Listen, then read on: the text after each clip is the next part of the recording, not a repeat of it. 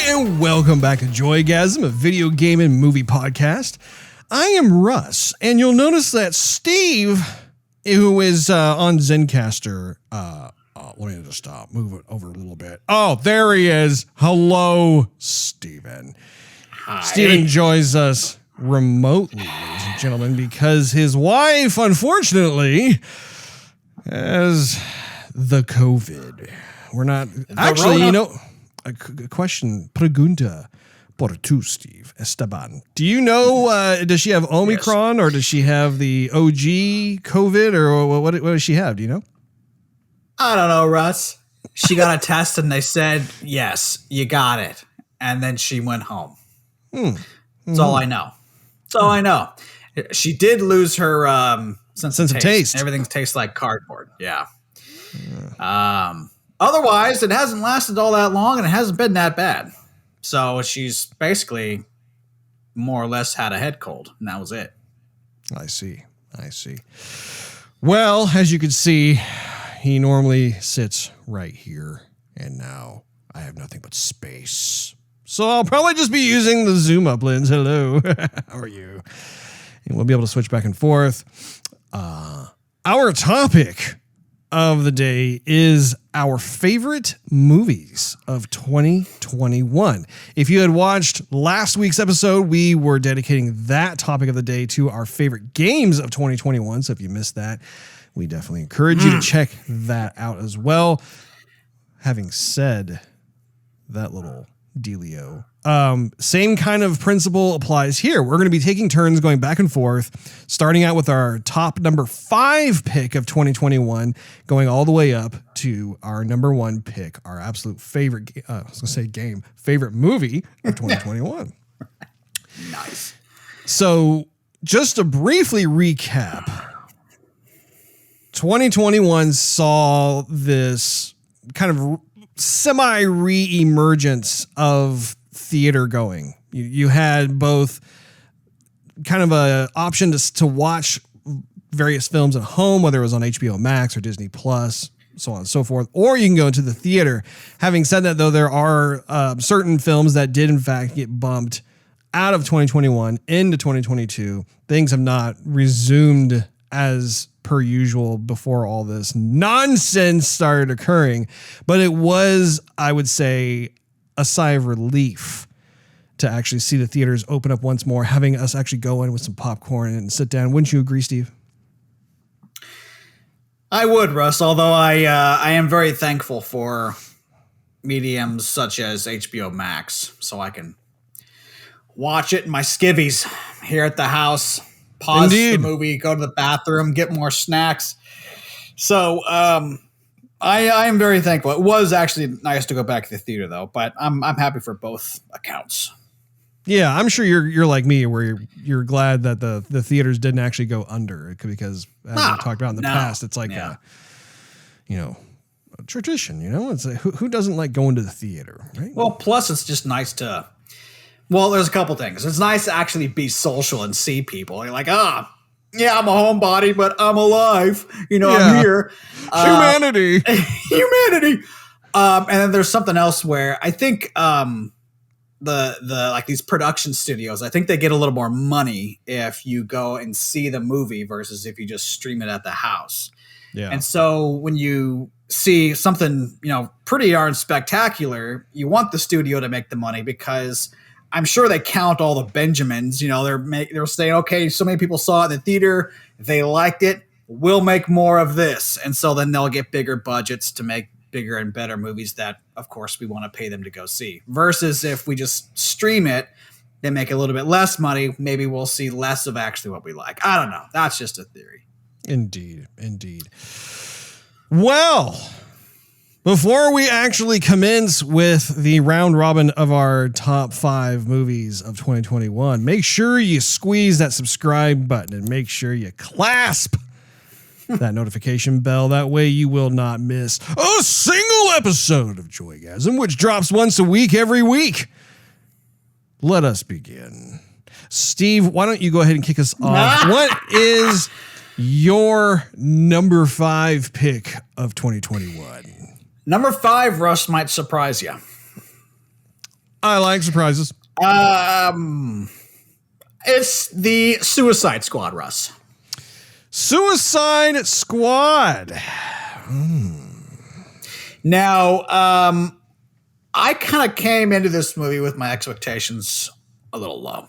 For this episode, or no, for the show, for the movie.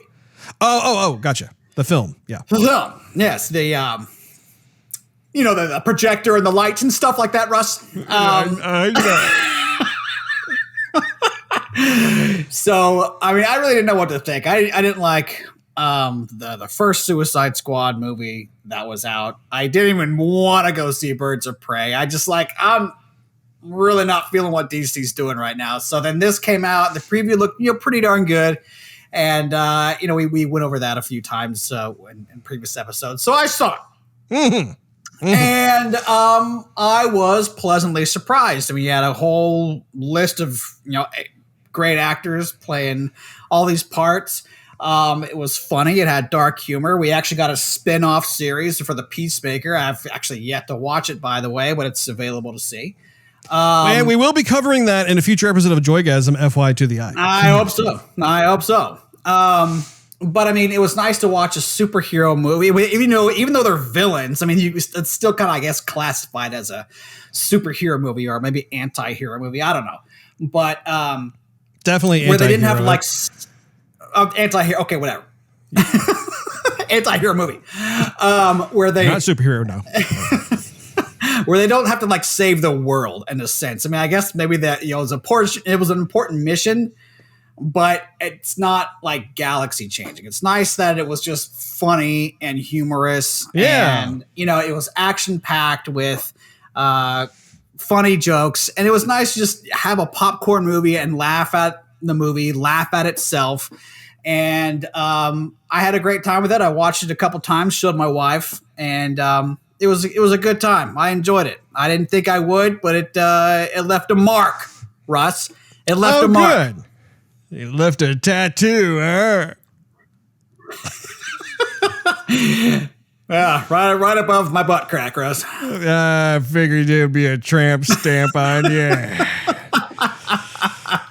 Well, my number 5, Steve, is Shang-Chi and the 10 Rings. Do tell, Russ. Do tell. This is a Marvel film that came out earlier in 2021. One that it was interesting when they had the trailers of both Eternals and Shang-Chi way back, super early on. I was really interested in the Eternals, and I was like, I'm not sure if I'm interested in Shang-Chi or not. As subsequent movie trailers came out, suddenly they flip-flopped where Shang-Chi was really looking interesting to me, and Eternals really lost its luster, and I was thinking, man, I'm not really super excited to see that film anymore. So it was a lot of fun to be able to go in and see this film. I love the fact that it had an Asian-dominated cast, which was fantastic because we haven't seen that in the MCU yet. And not only that, it wasn't just something that they did that came across as cheap or cheesy or anything like that. In fact, it was the exact opposite. You had these characters that you could root for that had fun personality types. The film itself was very beautiful. I remember just being awestruck with a lot of the thoughtfulness behind how they were able to fuse a lot of the various Asian cultures into the film. The dragon sequence was absolutely cool and amazing looking. And the relationship between Sean and his father, while it didn't necessarily blow me away say Luke Skywalker and Darth Vader or something like that, it still had a very interesting dynamic to it in the sense that his father was trying to be better than how he was raised and how he was in his younger years after he met his wife and so on and so forth. So that part I thought was a bit interesting. And really, I'm very excited to see the MCU expand more to include more of these superheroes that I, for one, have never seen in the comic books that I've collected. And I think that's kind of a fun byproduct of a lot of these Marvel movies, right? Is they have such a ginormous catalog of various superheroes, many of which we haven't even seen yet.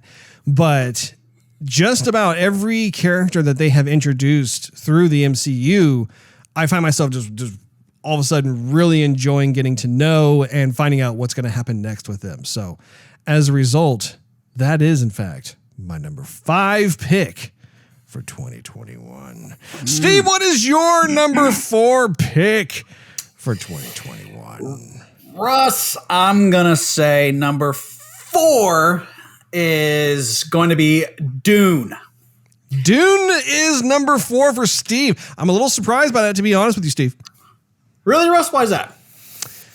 I had I don't know. I had a feeling it would have been placed higher in your ranking. So, I mean, this year has been filled with various surprises. Well, I think it may have been placed higher, and it might be placed higher in the future, Russ. Once I see Dune Part 2, it's just kind of hard to rate the entire thing because this movie is setting up everything for Part 2, which I have absolutely no clue what's going to happen because I'm just not familiar with the Dune story. Mm-hmm. But I'm looking at it from just like a fan of sci-fi altogether, where I didn't know anything about Dune before. I said the whole story on a previous podcast when we were reviewing the movie. And Denis Villeneuve had the sight and the vision. Like, he is the person to direct this movie. And I was unfamiliar with a lot of the cast. I mean, Zendaya's in it, but she's just kind of like in the background sort of thing. She didn't really say anything, so she didn't have her character has yet to be fleshed out with the sequel, right? But I just felt it was it was like the script was written very well. I loved all like the technology, and the technology wasn't so like in your face, like, isn't this cool? We have this, or it wasn't like they had to show it off to really sell it to us. All the technology like seemed to make sense in the movie. And so I felt like I was taken out of my world and placed in this world, and everything seemed to just to make sense with the cultures and the tribes and like the father-son relationship, the military relationship with like the governor. Everything in the movie just really made sense. And from a sci-fi perspective, I really liked it. I loved how the movie was filmed. Jason Momoa, I'd say was, I mean, I'll put it this way. Shaved? Yeah, he was shaved. I would say, I mean, he's kind of like the same guy in every movie, which, I mean, if you're a fan of Jason Momoa, that's fine. It's great, grand, nifty. But to me, I want to see him be different. And to me, this was like one of his better acting roles, in my opinion. Sure. And so, anyhow, I walked out of the movie. I saw it a couple times, and the first time I saw it, it was in fragments, and I really had to go back and watch it again. And I walked out thinking this movie is sticking with me, and not so much that I had like an impact on my life, but I guess more of an appreciation for the director to bring Dune in this kind of light, to make people like me who know nothing about the story absolutely fascinated by it and want more.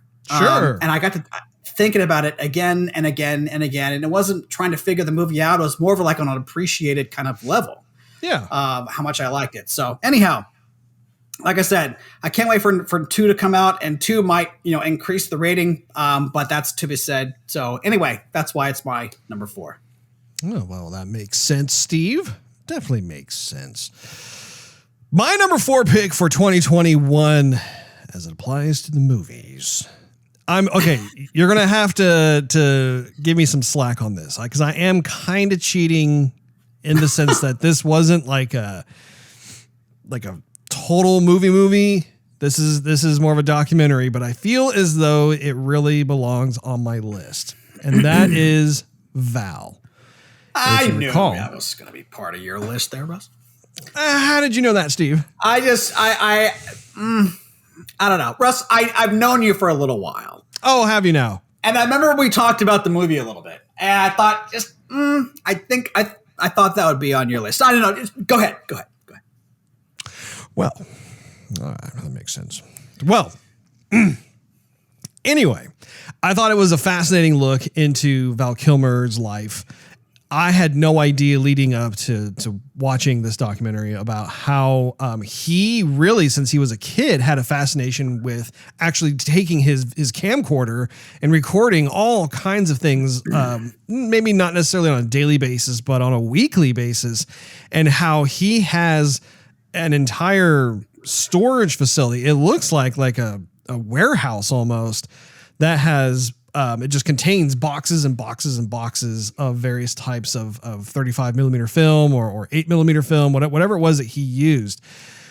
And this particular film, it has so much authenticity and accessibility to it, in the sense that they could have very easily turned this into like a puff piece for Val Kilmer, right? Like it could have easily been something that they used as a means to like try and get him more work, to like show how like awesome of an actor he is. And they just leave it at that. That wasn't the case at all. And I think that was one of the most refreshing surprises as I was watching it, is that it's very much a down to earth, realistic look at his life. It shows him as a child. It examines his relationship with his parents. It shows the royalty of Hollywood back in like the 80s and 90s, even some of the 70s, really. But like if you recall, looking back during that time period, there was kind of like this untouchables Hollywood glamorous lifestyle back then, where you had these larger than life celebrities, and Val Kilmer was definitely one of those actors that got all kinds of amazing lead roles and whatnot. And he was getting his start right along with like Tom Cruise and Kevin Bacon and like all, they had all kinds of different actors that were super well known for that time period and even today. So I really appreciated that. And I was also surprised by how the film touched me in a way, like by the end of the film, I found myself getting misty-eyed, because I felt as though I had such a better understanding of this man in terms of the life that he has led so far. Obviously, the throat cancer is something that they explore in it, and it deals with some of the challenges with that. But again, it doesn't turn it into a melodrama of his condition. Instead, it just simply presents like how he carries on with this new type of lifestyle. Really, really cool to see his son being involved in his life as well. And I highly recommend it. Honestly, I hope that there are more documentary films that are made like this, perhaps with other types of celebrities. And if it's done so in this kind of like just taking the gloves off, holding a mirror up and saying, this is my life, this is what happened. I think that a lot of folks will be fascinated by that. So that is my number 4 pick for 2021, Steve. What is your all right pick for number 3 of 2021, Steve? Number 3 is going to have to be the Ghostbusters.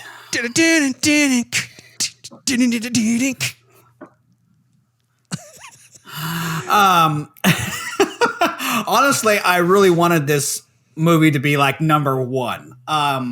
But it's number 3 because I had my expectations through the roof, and this was probably my most anticipated movie of the entire year since I saw the trailer long time ago. It seems like. So when you and I spoke about this movie, we were like, okay, what do we want? We had like this mental checklist of, we want to see the cast, we want to see, modern technology with the special effects. We want it to be like an actual like Ghostbusters 3. Here's the story without introducing like a ton of new characters. And so we were kind of treading on like, just thin ice in a way, because we wanted the movie to succeed, but we wanted it kind of the way, we wanted our version, not necessarily the version that they were writing. So, I mean, what we got was, I think, very well done. It was a big love letter or gift to all the fans.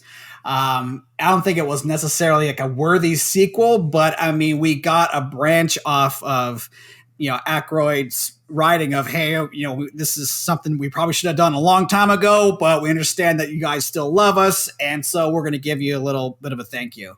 And that's what it kind of seemed like, because I didn't find myself laughing a whole lot. I found myself really appreciating that I'm seeing the cast at least on screen for as little time as that is, as they put them on screen.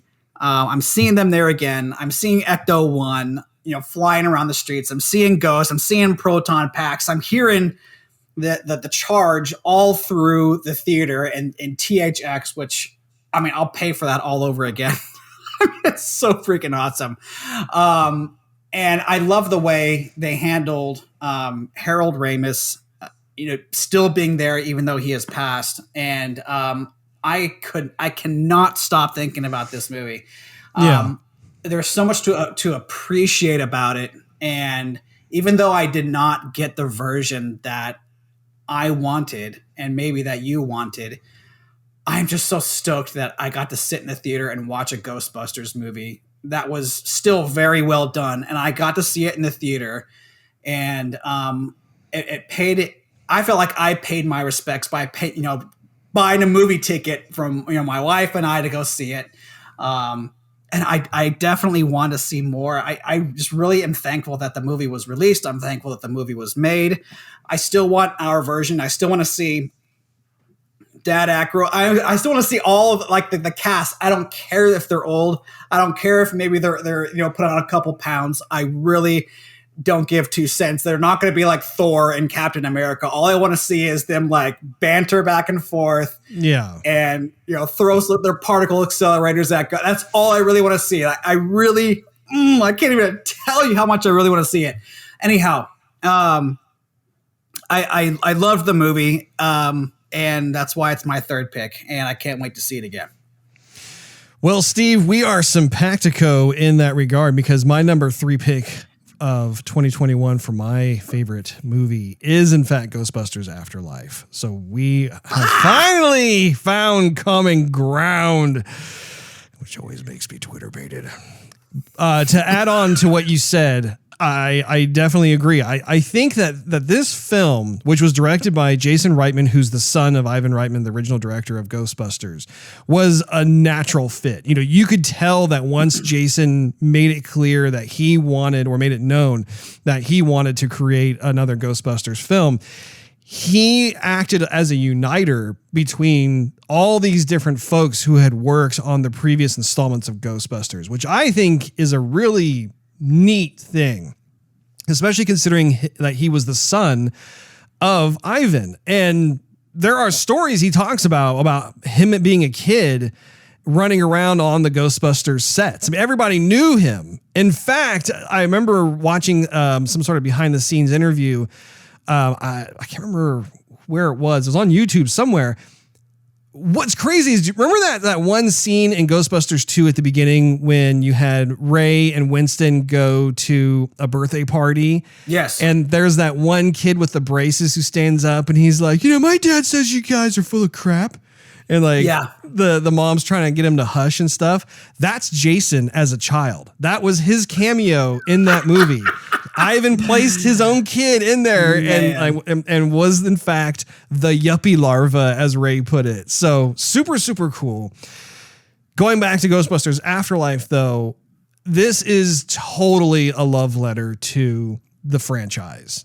And you touched on a number of things, and I will reiterate them on my side, where the soundtrack itself, you could tell that they took painstaking efforts to rekindle and provide as an homage to the original Ghostbusters soundtrack, all of the synthesizer sounds, that sort of thing. And that's not to be underestimated, because especially with a film like Ghostbusters, when I was hearing the soundtrack for Afterlife, I was instantly transported back to the mid 80s when I was watching the original Ghostbusters movie. There's something that's timeless about that particular sound art that they made.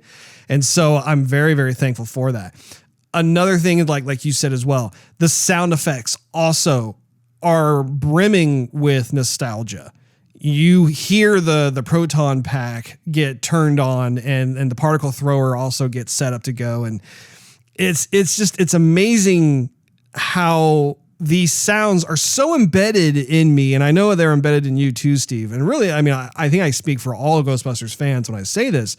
It's amazing how you hear just one of those sounds and you get chills, you get goosebumps of excitement and anticipation. It brings you right back to being like a 10-year-old again when you hear that stuff. And I think it was a tall order in terms of how they bring forth the story with the characters, because this is not, unfortunately, a film that focuses on Bill Murray, Dan Aykroyd, Harold Ramis, and who am I?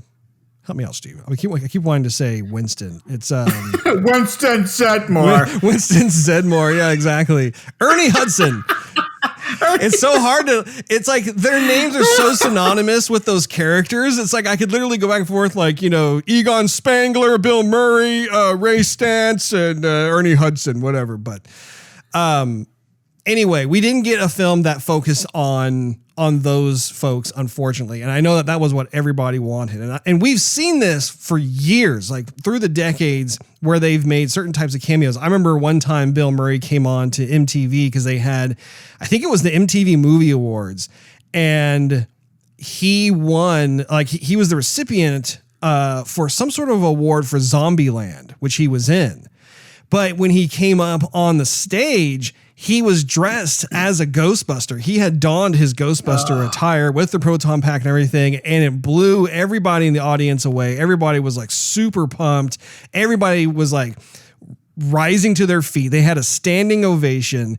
And before he could even give his acceptance speech, he's standing there in front of the mic, along with Sarah Silverman and someone else behind her.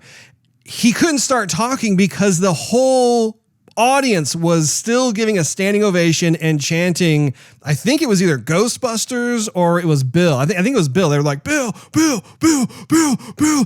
And, that took place, I want to say back in like 2011-ish, somewhere around there.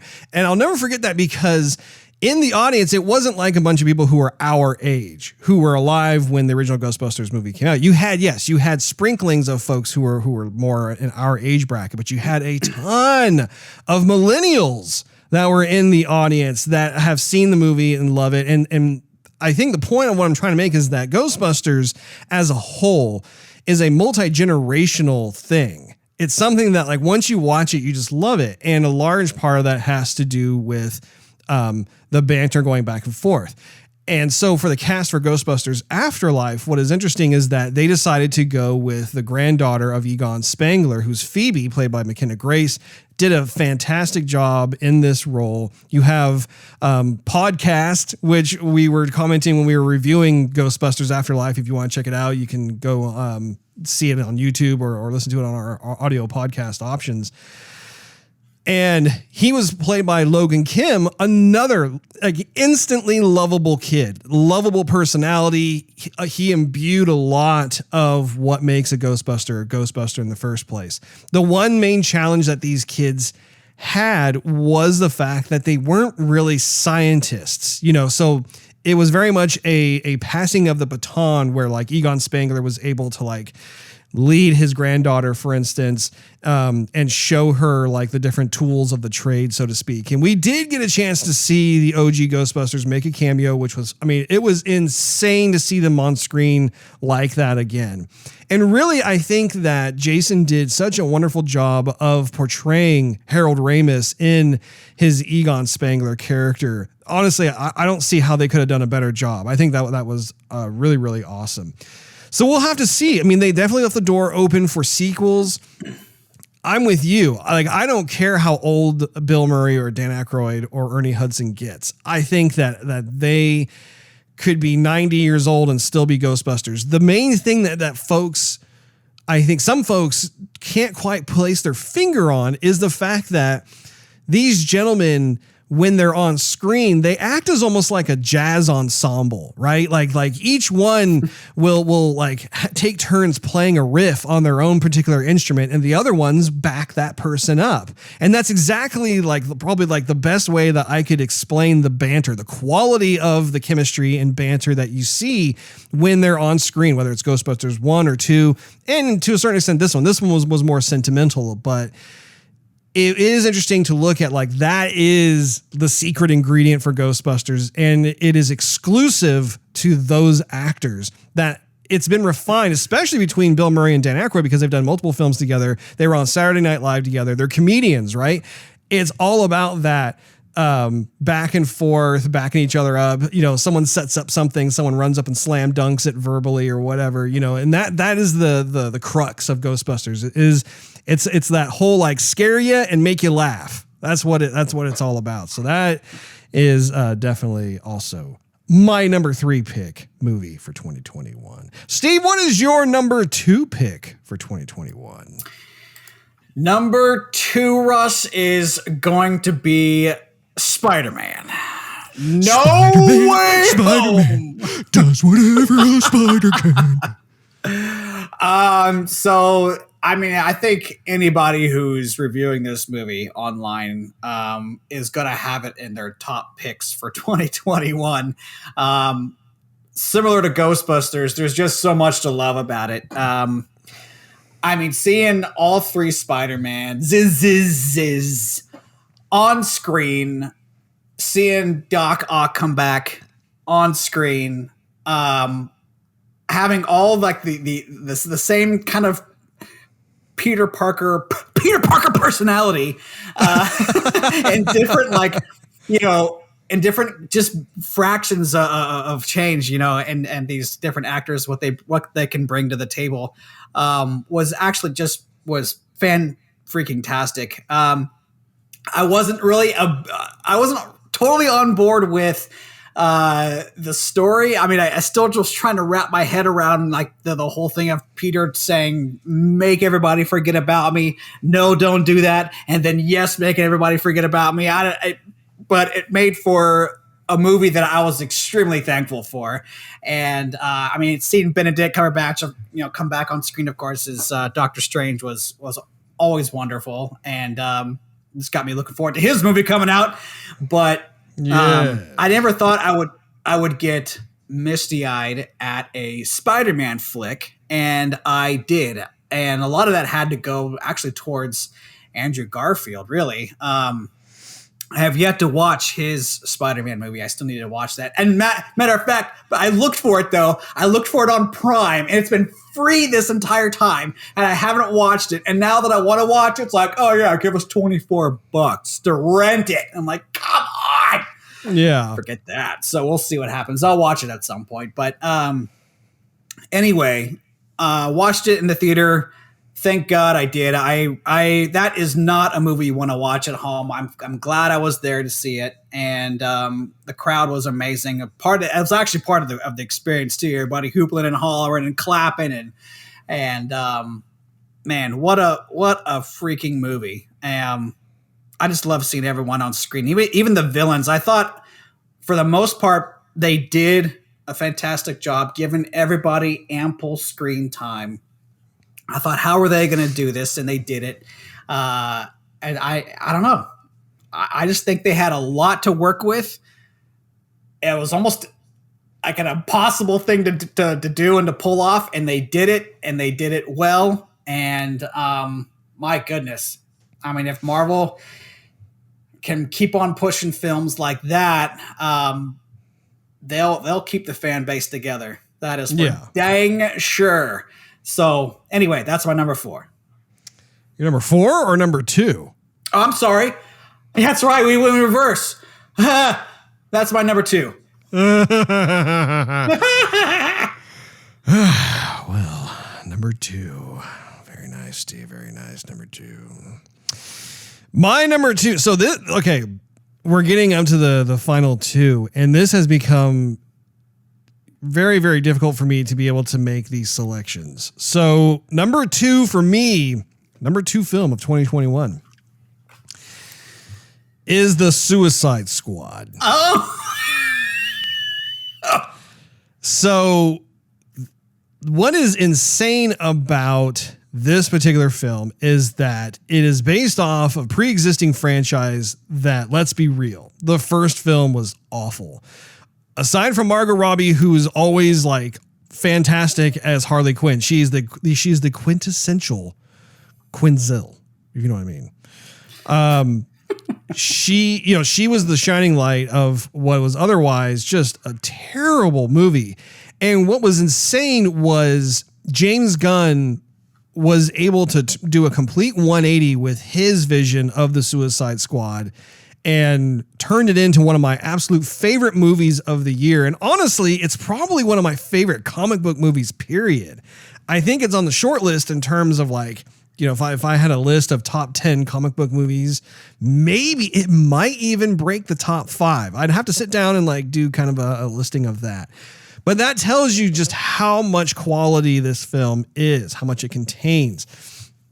The premise itself, I really appreciated the unpredictability of it, how James Gunn was just unabashedly offing characters, like some of which are big names within the first 5 minutes of the film, and then you see other things happening later on, and so it had a kind of a grindhouse flavor, which he's known for. He's known for having misfit type of characters.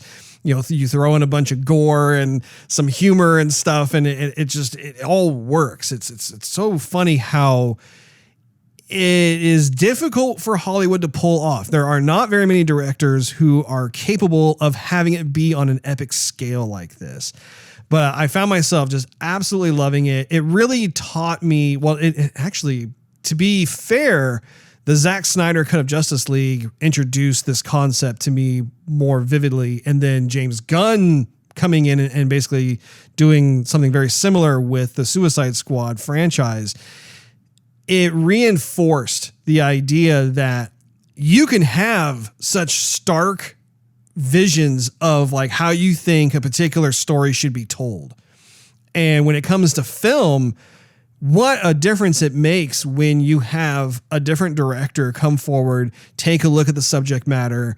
I mean, honestly, I think Warner Brothers was probably more loosey-goosey with James Gunn just because of his pedigree with Marvel, with his Guardians of the Galaxy films. But also, too, I think because the original Suicide Squad film just didn't do very well. And it makes me wonder if perhaps Warner Brothers was a little more strict on the previous director for Suicide Squad.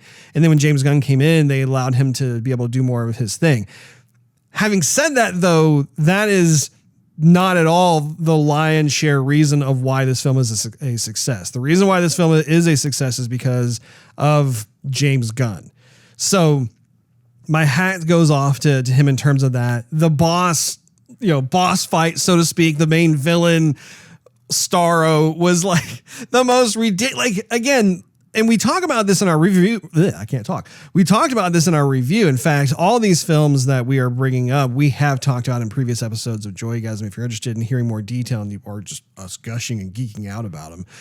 However, this film had so many opportunities to fail, and it didn't. It succeeded tremendously, and it almost was my number one pick for 2021. There is a whole lot to love in this film. I've watched it several times, especially now that it's available on HBO Max. It is super. I mean, like, it's a thrill ride. You have a great time. Like you end the movie smiling, and I'm so excited to see Guardians of the Galaxy 3 now that James Gunn is working on that. And my hope is maybe he'll bounce back and maybe he'll ping pong over to the Suicide Squad again and make yet another film with these characters and bring in some other characters as well. But my goodness, terrific film. Steve, I'm going to kick it back over to you. What is your number one favorite movie of 2021? Russ, it is going to be A Quiet Place 2. Oh, wow. My favorite. Didn't expect this one would even make the list when I knew it was coming out. And it was just one night. my wife and I were looking to see what we wanted to watch, and it was available to stream at the same time it was released in the theater, and we thought that's what we're watching tonight. And I did like the first film of this. I didn't like it that much. But I had fun with it, and so we watched this one. And this is one of those strange occurrences where when they make a movie, the second one has to up the ante. It has to be just as good, if not better. And that's very difficult with sequels. Sure. And this one did everything the first one did, and then a lot more. I mean, I don't know if they had a bigger budget. I don't know what the budget was, but the way they filmed it was fantastic. It was beautiful. If you haven't seen it, have you seen it yet? I have not seen it yet, Steve. I remember when we talked about it. It's on it's a watch list. Yeah. So sometime in the next 5 years. Great. That sounds great. Oh, yeah. That's pretty much what it is. So the way it's filmed, like the cinematography is like you were going to, as soon as you watch it, you're going to talk to me about it, because the way it's filmed is wonderful. Everything is framed, like it's centered, and it's like if it needs to pan, it pans in a way that makes it like you are part of the movie, and you are like in the back seat, or you're hiking with them, or you're part of this journey. And they didn't have to go over the top with the gore. They didn't go over the top with like the terror. They just made it exciting enough to get your heartbeat going and wonder what's going to happen next, without putting you over the edge. I thought that that the kids did a wonderful job acting. I thought it continued in the only way that this story could continue, with them finding refuge. I'm trying to remember the actor's name. He was Scarecrow in Batman and Batman Begins. I could see his face. I just can't think of his name. I have to look after. I know who you're talking about. But yeah, you once you see his face, you'll never be able to forget it. But he played phenomenally. Like he played even better in this one than he did in Batman. And by the time the movie was over, my wife and I both had a wonderful time with this movie, and we were like, "Make A Quiet Place 3. Make it now." Oh, they will. Golly, it was just an epic joyride, and I was trying to find stuff that I was going to be critical with it, and it's difficult. It's really difficult to find fault with the movie. I mean, everything about it. I mean, the soundtrack maybe wasn't that great. I mean, I can't remember anything about the soundtrack. There you go. There's my fault with it. It's not perfect. Sure.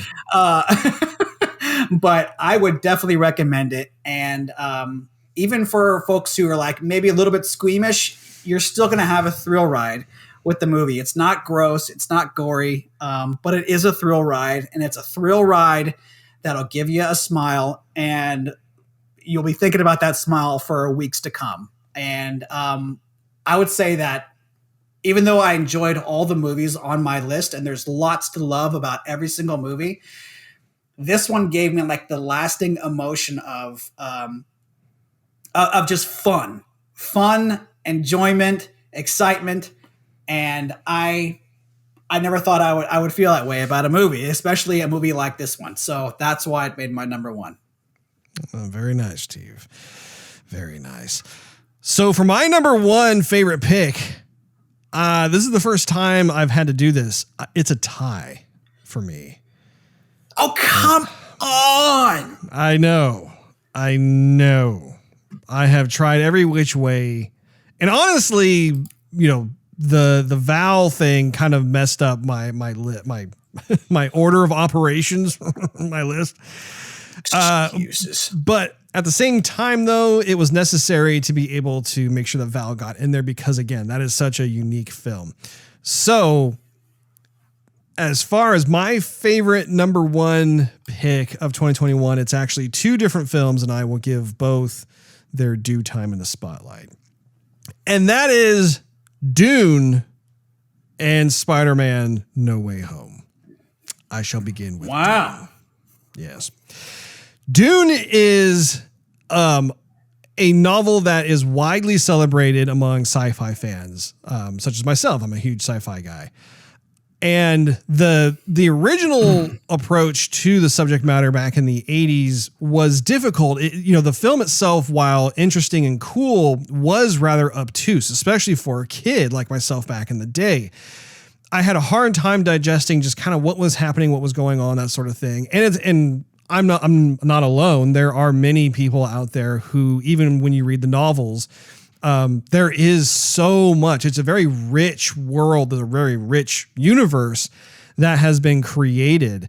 And to see this new rendition of Dune come out in a way that was so easy to follow and understand and was so epic in scale, and as to like how this, like I said, this entire universe exists without even having to painstakingly show every corner of said universe. It was what was implied that I thought was so successful in this movie. The cinematography was some of the best I've ever seen. Really, like initially it brought back memories of Blade Runner 2049, because their cinematography was also gorgeous. And in this film, I mean, they look like paintings. You could pause the movie at any point and it looked absolutely phenomenal. In fact, I did in fact pause the film, took screen grabs and created like just little color palettes, learning about like what kind of grading they used on the film. It was that impressive to me. The storyline itself is a bit of a slow burn, but it's not so slow that I found myself being disengaged from the story at all. I think that the casting that they did was perfect. Everybody fit their roles really, really well. My hope is that they're able to continue creating sequels based off these novels. I think that the director is in fact a hardcore fan of this story, and you can tell he really wants to be able to translate it successfully to the silver screen. Honestly, so far, I think he's doing exactly that. What's really worth noting too is that this movie is 3 hours long, and it felt short to me. Like it felt like an hour and a half when I was watching it, which is saying something because again, there's hardly any action in the movie. A lot of it is just exposition. It's that slow burn of examining and explaining what everything is. And on that note as well, another strength of the film was how, despite it being a predominantly sci-fi film, there was a lot of thoughtfulness and care to the logistics. They showed you how these different mechanisms or vehicles worked. They were able to really succinctly explain why this spice world exists and why you have these different types of entities that have a vested interest and greed towards wanting to be able to control the world that has the spice, right? You have a lot of the kind of Game of Thrones-ish relationships between these various houses. And despite the fact that like we've only seen one film, there was so much of that rich content that we were able to process in an orderly fashion, because this film could have very easily been obtuse. It could have very easily caused people to scratch their heads and wonder, now wait, who's that and why are they here and what's going on? And for me, there was just none of that. So definitely one of the most arresting films of 2021. Bouncing from that to my other pick that is tied with Dune is Spider-Man No Way Home. One of the big reasons for this is the successful implementation of the multiverse. They have been pumping up the multiverse now for about, I would say, a year or so within the MCU. And we are now starting to witness the benefits of that in a successful execution. This, again, could have been a colossal failure in terms of how they decided to approach the multiverse itself. And it is a triumph to be able to see how these two studios, you had Sony Studios and you had, honestly, it was Disney, but within that it's Marvel Studios, be able to continue to work together with the Spider-Man franchise. Because as we all know, Spider-Man is one of the most popular comic book characters. It certainly is within the Marvel Cinematic Universe, but just overall, he's a hugely popular character. And so the creative challenges involved, and also kind of like the relationship between these two studios. We were talking early on about how it was kind of on again, off again. They weren't sure if Sony was going to come back to the table with Marvel and do another Tom Holland Spider-Man film, because all of the Tom Holland Spider-Man films is essentially Sony putting the license on loan to Marvel to make the movies, and then they split the profits.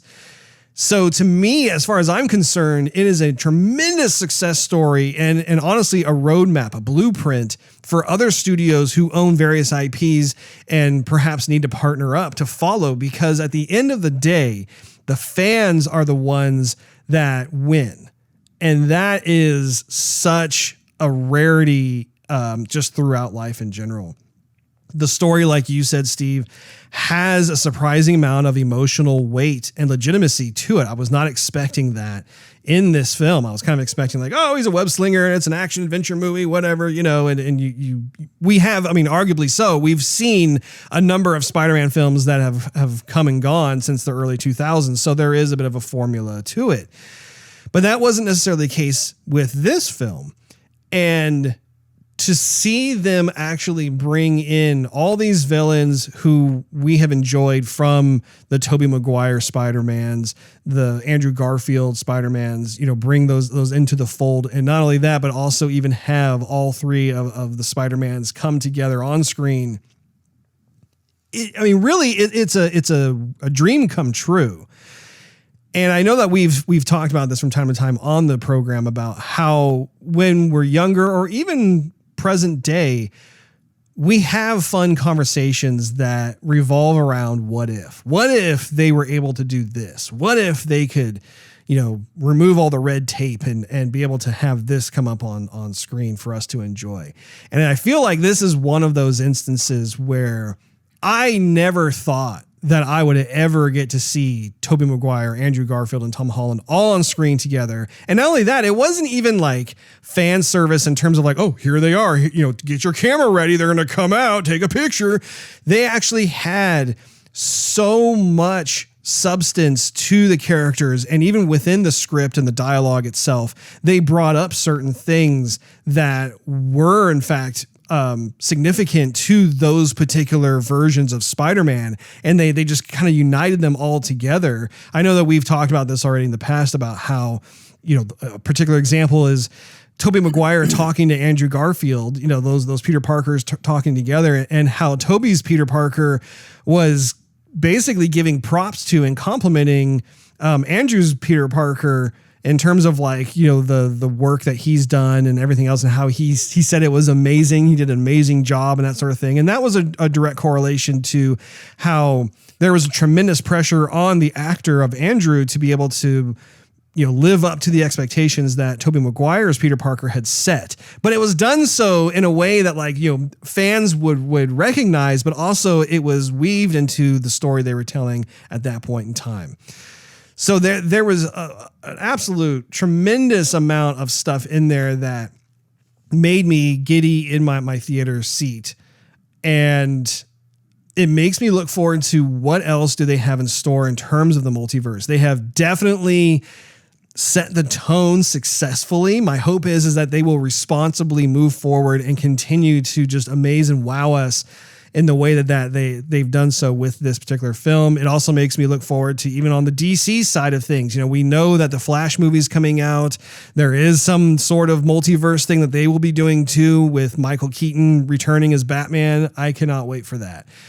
So it will be very fun and interesting to see what happens over the next several years as they move forward to it. But that in a nutshell, that's why both of these films are tied for me as my favorite film of 2021, because each one has such, just masterful execution of their particular strengths that I could not pick one over the other. So I hope you can forgive me, Steve. Well, what else can I do, Russ? I appreciate that. Thank you. Well, did you have any final thoughts or words to say as I was running my mouth just now, Steve?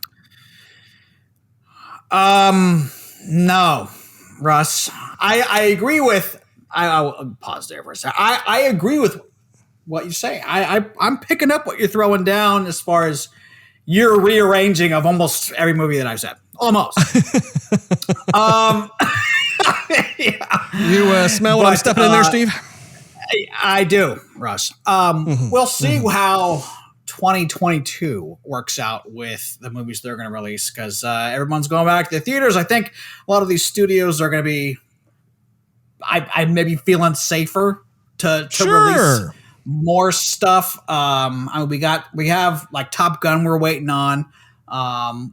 So the future is optimistic, I would say. But looking back, we did have a good time in 2021. I'm glad we saw what we saw. I agree with your list. I agree with my list. Yeah, it is true that 2021 was not chock full of as many films as I would personally like to see. But having said that, the ones that did make it out, and especially the ones that are on both of our lists, certainly are top tier quality. You will not be disappointed as far as we are concerned. That wraps up this episode of Joygasm. Thank you so much for hanging out with us. If you enjoyed this episode, we invite you to check out patreon.com/Joygasm, where you can enjoy exclusive perks and early access to the show. Not to mention it helps us financially doing this show. Also, make sure you smash that subscribe button and tickle that notification bell. That way you will not miss a single episode of Joygasm. And also, while you're at it, do a search for @Joygasm TV on your favorite social media platform of choice. We're on all the major ones, just about. And last but not least, do a search for Joygasm TV on Twitch to see us stream our gaming adventures live every Wednesday night at 9:30 p.m. Central Time.